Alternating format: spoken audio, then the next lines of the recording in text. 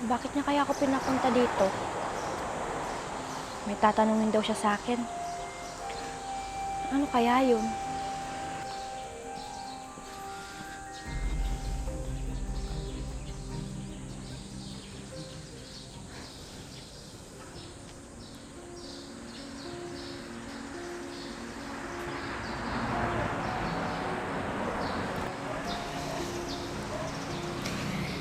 Mahal. Kanina ka pa ba? Hindi naman gaano mahal. Ano nga pala yung itatanong mo, mahal? Mamaya naman na, mahal. Bigyan mo lang ako kahit mga ilang minuto. Pwede? Hay nako. Dami mo pang pasakalye. Kinakabahan tuloy ako. Ano ka ba, mahal? Relax ka lang. Simple lang naman yung itatanong ko sa'yo. Pwede mo naman akong tawagan o i-text na lang. Mahal, hindi ko naman pwedeng gawin o itanong sa telepono yung gusto ko. Ano ba kasi yun?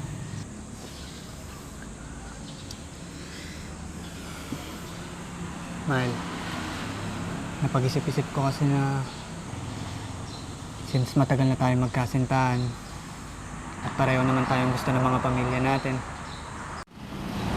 siguro panahon na para gawin ko ito, mahal.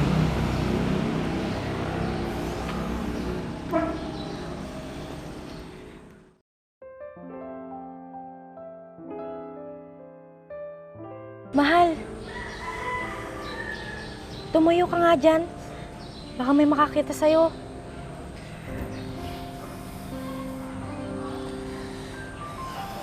Mahal, pwede ka ba magpakasal sa akin? Siyempre naman, mahal. Oo. Talaga?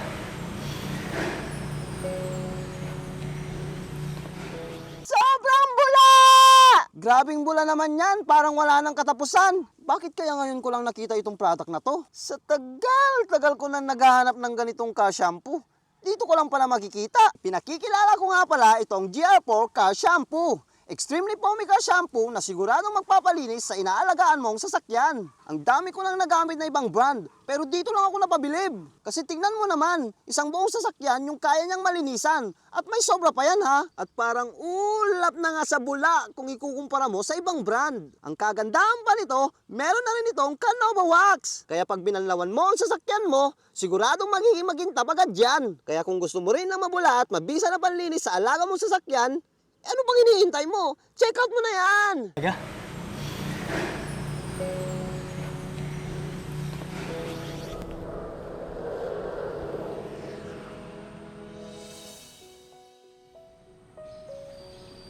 Oh, bakit ganyan yung itsura mo, mahal? Hindi ka ba masaya? Hindi naman sa ganun, mahal. Iniisip ko lang si nanay. Yun lang ba ang iniisip mo? Huwag kang mag-alala. Kakausapin ko si tita para hingin ng blessing niya. Para sa atin dalawa. Mabuti kung ganun, mahal. Kaya huwag ka na mag-alala dyan, ha? Halika na. Teka, saan tayo pupunta, mahal? Saan pa? Hindi sa inyo. Ngayon mo na ba talaga kakausapin si nanay, mahal? Oo. Ayoko na kasi mag-aksaya pa ng oras. Ang gusto ko, maging okay na lahat. Kung yan ang gusto mo, mahal. Ano pa hinihintay natin? Tara na! Sige.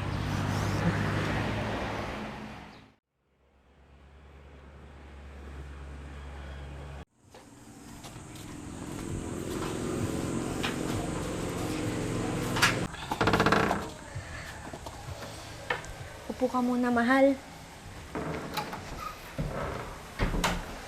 Nay! Nay!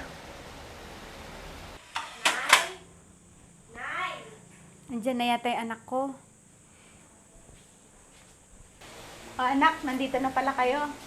Nay, mano po? Mano po, tita? Kaawaan kayo ng Diyos.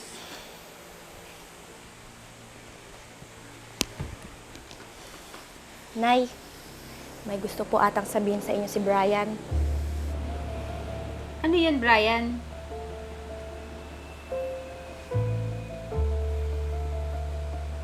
Ibig bang sabihin nito? Opo, tita. Yan po ang ipinunta ko dito. Para hingin po sana ang kamay ng anak ninyo. At para hingin na rin po ang basbas ninyo. Para sa plano po namin pagpapakasal. Oo naman, iho. Binibigay ko ng buong puso ang pahintulot para sa kasal nyo. Talaga po, Nay?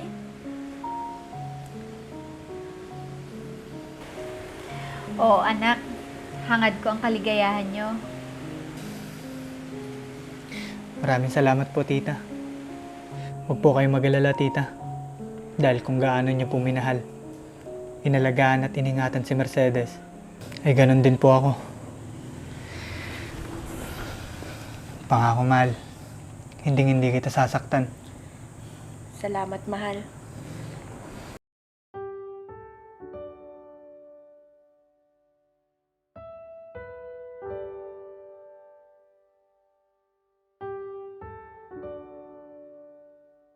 Grabe, ang init ng panahon ngayon. Buti na lang presko dito.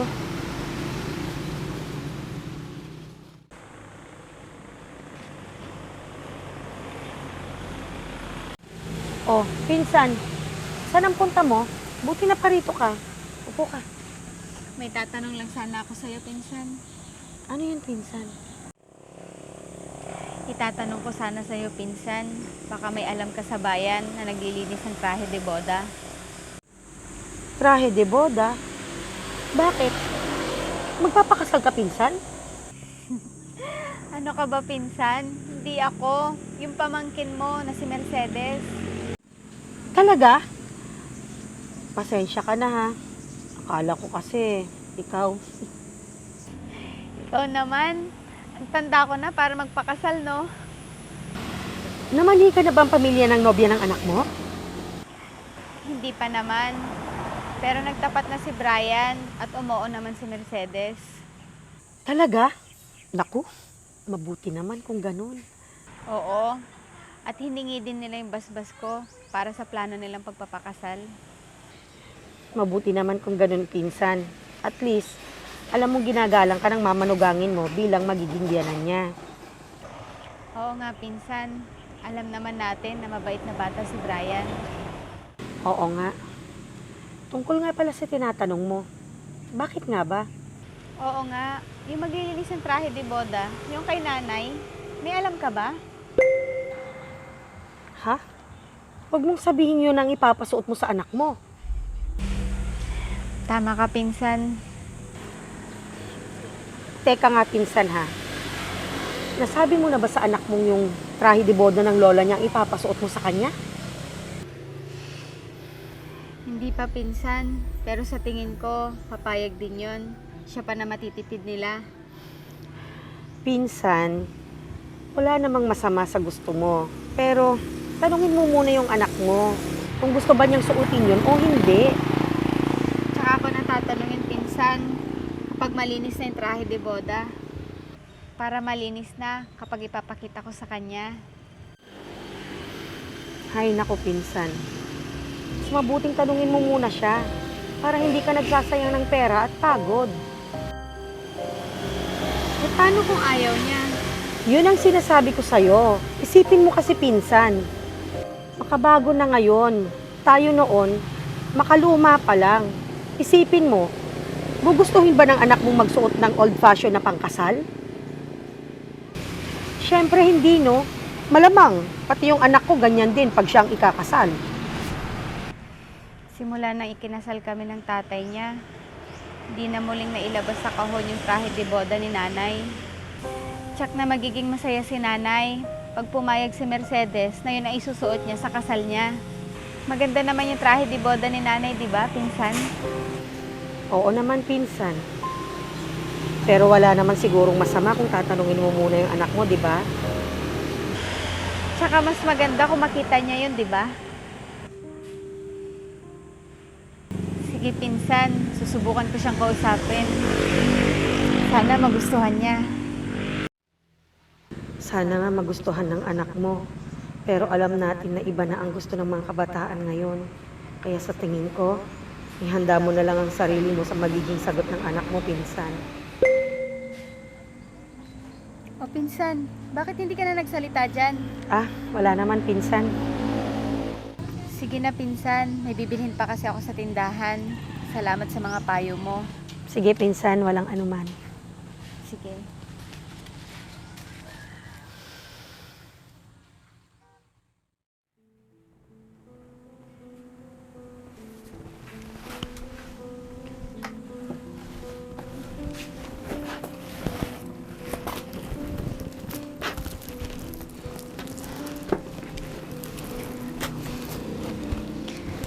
Sa wakas, may isusuot ka na ulit.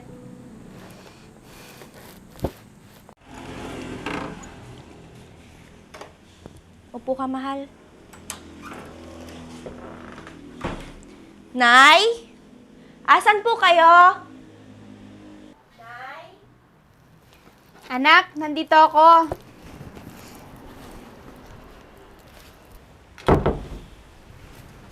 Andyan po pala kayo.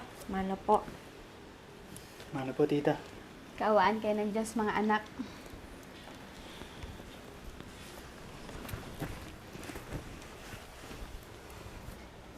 Nay, ano po yan? Ah, ito anak.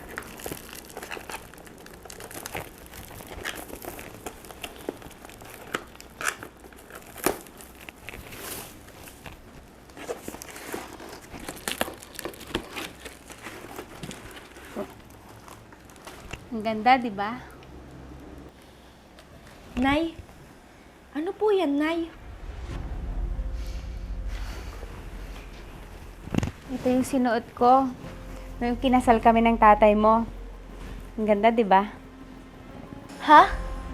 Eh, bakit niyo po sa akin yan pinapakita? Mahal, relax ka lang. Huwag ka ganyan sumagot kay tita. Anak, gusto ko kasi, ito rin ang isuot mo sa kasal mo. Yan? Anong gusto niyo maging itsura ko? Mahal, huwag ganyan. Brian, di ba maganda naman siya? Nay, panahon pa ni Lola yan. Anong taon na ngayon? Nay, gusto niyo yata akong maging kahiya-hiya at pagtawanan ng mga bisita ko sa araw ng kasal ko eh. Kaya itago niyo na lang po yan. Eto ba? Ayoko mag-amoy lupa, no?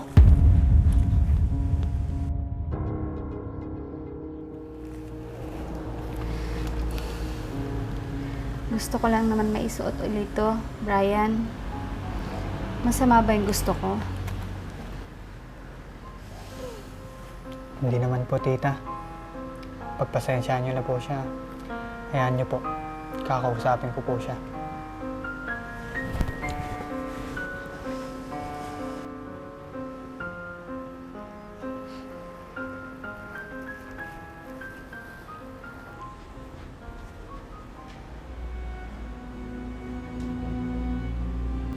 Nay, pasensya na po kayo sa apo nyo.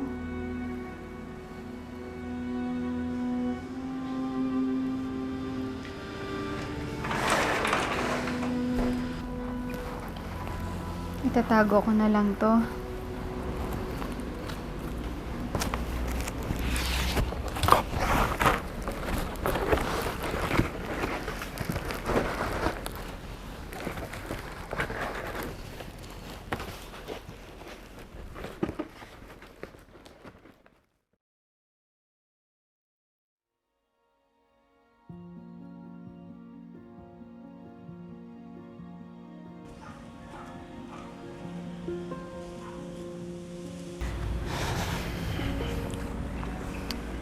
Mahal, Kakainis. Alam na nga lang nilang luma yun. mahal. Relax ka lang. Bakit naman ganun ka sumagot kay tita? Paano ba naman? Ipilit bang yun yung isuot ko sa kasal natin? May napili na nga ako, di ba? Mahal, hindi ka naman pinipilit ni tita. Tinanong ka lang niya. Ikaw naman, bigla ka na lang nagalit. Hindi tama yun, mahal. Kahit ayaw mo sana, sinagot mo pa rin na maayos si tita. Hindi yung ganun. Nakakainis kasi. Minana niya pa kay Lola yung pangkasal na yun. Tapos, isusuot ko. Baka mas maganda pa yung suot ng mga bisita ko sa araw ng kasal natin kung yun yung isusuot ko. Hindi naman pwede yun, no? Mahal, baka naman may rason ng nanay mo kung bakit gusto niyang suotin mo yun.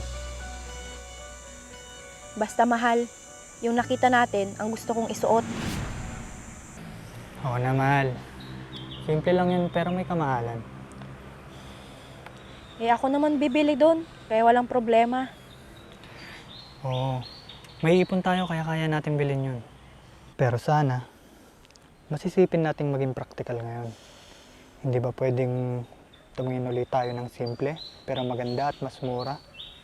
Hindi rin kasi magandang ubusin natin ang ipon natin para sa kasal natin. Isa pa, kung kailan malapit ng Mother's Day, doon mo pa pinasama ang loob ng nanay mo. Pag-isipan mo sana ang mga sinabi ko sa'yo, mahal.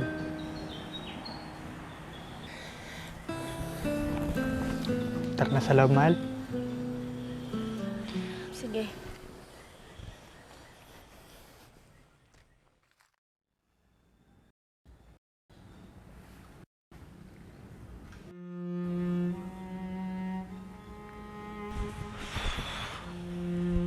Naku, ang problemado si Pinsan. Malapitan nga.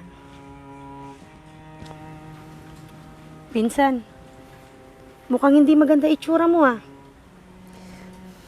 Tama ka, pinsan. Tinanggihan nga ng pamangkin mo yung trahe de boda ni nanay. Sinabi ko naman sa'yo, di ba?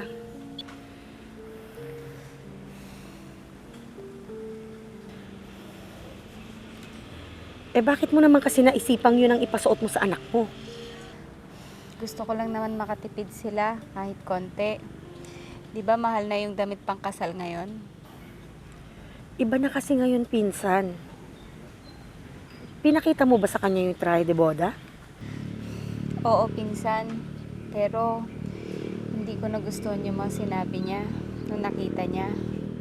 Sinabi ba naman niya magmumukha siyang kahiya-hiya at pagtatawanan siya pag sinuot niya yon. Tsaka luma at amoy lupa pa daw. Tsaka niya binagsak yung trahe de boda. Ano? Bakit niya ginawa yun? Sinabi mo ba sa kanyang dahilan kung bakit gusto mong yun ang isuot niya? Hindi eh. O yun naman pala eh. Hayaan mo. Kakausapin ko siya pag nakita ko siya. Salamat, pinsan. O siya, sige. Di na ako magtatagal. Aalis na ako. Sige, pinsan, mag-ingat ka.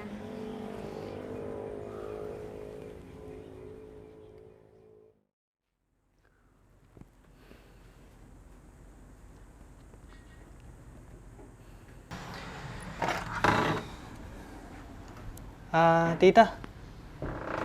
Asan po si Mercedes? Ikaw pala, iho. Maupo ka. Po. Bigla siyang umalis kanina. Hindi ko naman alam kung saan siya nagpunta. Ganun po ba, tita? Iho, pasensya ka na ah. Tungkol sa trahe de boda na pinapasuot ko kay Mercedes. Yun nga po sana yung gusto kong pag-usapan natin, tita. Kasama po si Mercedes. Hayaan na lang natin siya, iho, kung ayaw niya. Gusto ko lang kasi na makatipid kayo. At gusto ko din na makita na suot niya yung trahe de boda ni nanay. Hindi lang ako magiging masaya na suot niya yon, kundi pati na rin ang lola niya. Pero tama naman siya. Luma na yon. Pareho pala tayo ng rason, tita. Gusto ko rin sana yung makatipid kami. Hindi naman po kasi maganda na ubusin namin yung ipon namin. Hindi po natin alam, baka po may emergency mangyari. Saan po kami kukuha? Di ba po tama naman po yung rason ko? Tama ka dyan, iho. Mas mabuting wag niyong ubusin yung ipon niyo. Yan po ang gusto kong ipaliwanag kay Mercedes bago po ang kasal namin. Huwag ka mag-alala, iho. Kakausapin daw siya ng tita Kay niya.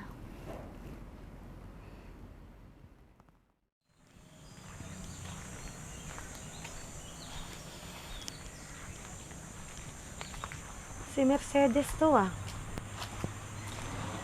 Saan ka galing, Mercedes? Doon po sa bayan, pinakancel ko po yung trahe de bodang pinareserve ko. Iha, pwede ba kitang kausapin tungkol sa nangyari sa inyo ng nanay mo? Yun po bang tungkol sa trahe de boda? Tama ka, Iha. Bakit naman ganun ang sinabi mo? Alam mo bang sobrang nasaktan mo ang damdamin ng nanay mo sa sinabi mo? Gusto niya po kasing isuot ko yung lumang trahe de boda na minana niya pa kay Lola sa kasal ko. Oh, anong masama doon? Hindi mo naman kailangang laitin yung trahe de boda ng ganon kung ayaw mo. Pwede mo namang sabihin ng maayos sa nanay mo. Isa pa, may rason naman ng nanay mo kung bakit yun ang gusto niyang suotin mo. Bakit daw po, tita? Ano daw po yun? Gusto lang naman daw ng nanay mong makatipid kayo sa gastusin sa kasal nyo. Pa, alam naman namin na masyadong mahal ang mga damit pang kasal ngayon. Tapos, minsan mo lang susuotin. Di ba? Sayang din ang pera kung bibili ka pa. Ano pong ibig yung sabihin, tita? Pwede mo namang isuot yon. Pwede mong ipa-repair para magmukhang bago at napapanahon. Kahit simple lang yon, maganda naman. At isa pa, uso na ngayon ang mga Filipiniana style na mga gowns. Nakikita mo naman siguro sa mga social media. Tama ako, di ba? Mukhang gusto ko po yung naisip niyo, tita. Pero Iha, tanungin mo muna ang nanay mo kung gusto niyang mabagong itsura ng trahe de boda ng lola mo. Oo nga po pala. Sana pumayag po siya. Wala namang mawawala kung susubukan mo siyang tanungin, di ba? Tama po kayo, tita. Sige po, tatanungin ko na lang po si nanay pagdating ko sa bahay. Sige, Iha. Tama yan. O siya, tutuloy na ako. Sige po, tita. Ingat po kayo. Bakit kaya hindi ko naisip agad yun? Nasaktan ko tuloy yung loob ni nanay. Pati na rin si Lola. Tama si nanay. Yun na lang ang susuotin ko sa araw ng kasal ko.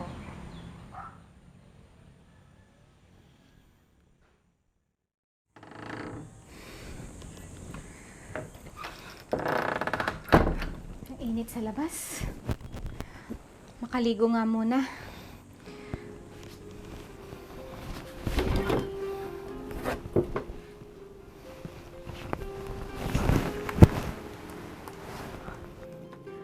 Nasaan yung laman nito?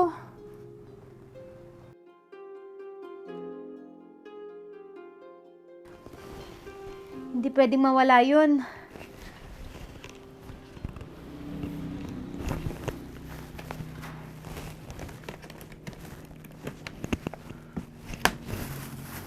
Nasaan na yun? Si Mercedes. Mercedes, Bakit po, nay? yung... O bakit nasa iyan?